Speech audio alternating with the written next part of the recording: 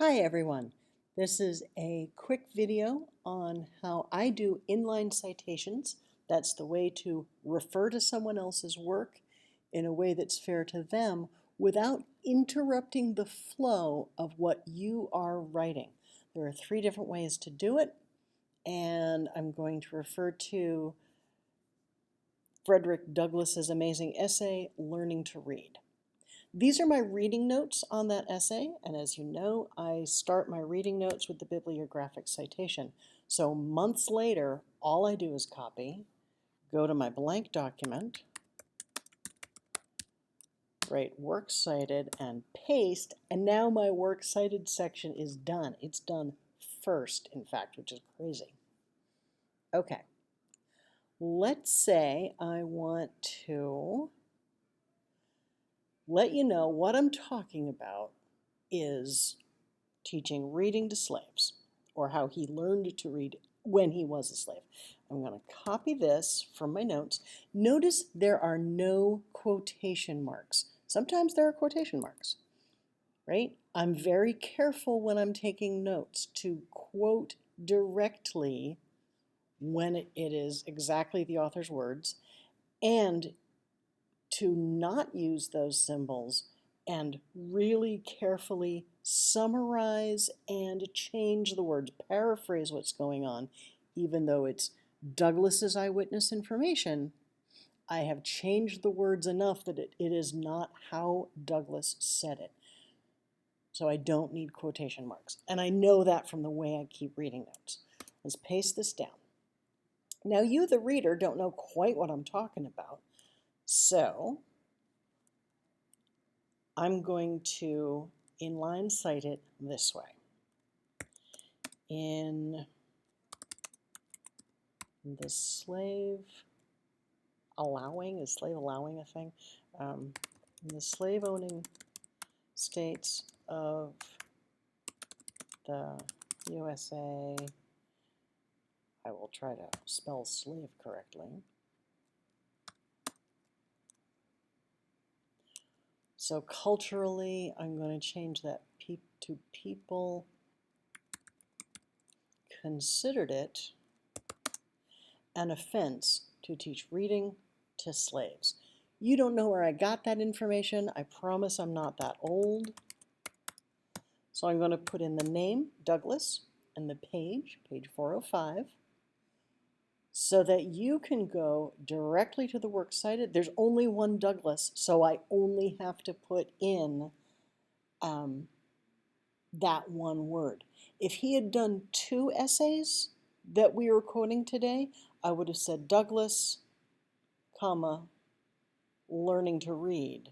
And that would have been enough to get you to the right works cited entry. Okay, and there's the page number, and now you can go see if I interpreted Douglass's words correctly. Another way to do that would be, let's see, on page 404, he wrote this exactly. Douglass wrote that. Okay. Now, I can change that from a capital to a small because you're still going to be able to find the quotation and make sure I got it right. So instead of saying Douglass wrote, full colon or whatever, I'm asking you to turn it into a beautifully smooth sentence. Douglass wrote that slavery proved as injurious to her as it did to me. You might want to explain with square brackets. And then even you could take out the word her. It is still a direct quotation because her was simply the pronoun for his mistress. Now I write page, what was that on 405 as well? 40, no, it was on 404. I have the same citation information here, but I've split it up. We know the author, we know what page, you can get to the right citation, and I made it into a flowing sentence. Douglas wrote that slavery proved as injurious to his mistress as it did to me. Those quotation marks are going to let you know that that's not me, Laurie Alden, speaking. That's Douglas, this amazing writer. And it still flows. Sometimes folks will write, here is a quotation that proves this, and then quotation marks, and then the quotation. And please don't do that ever. Just flow from your writing into the quoted writing and back out in normal, formal, but fluidly spoken writing. Please, I beg you. The third way to do inline citations, very easy. If I'm just saying if same style as the first one, I want to point out that it's exactly the same, even if the whole thing was a quotation. Douglas 405.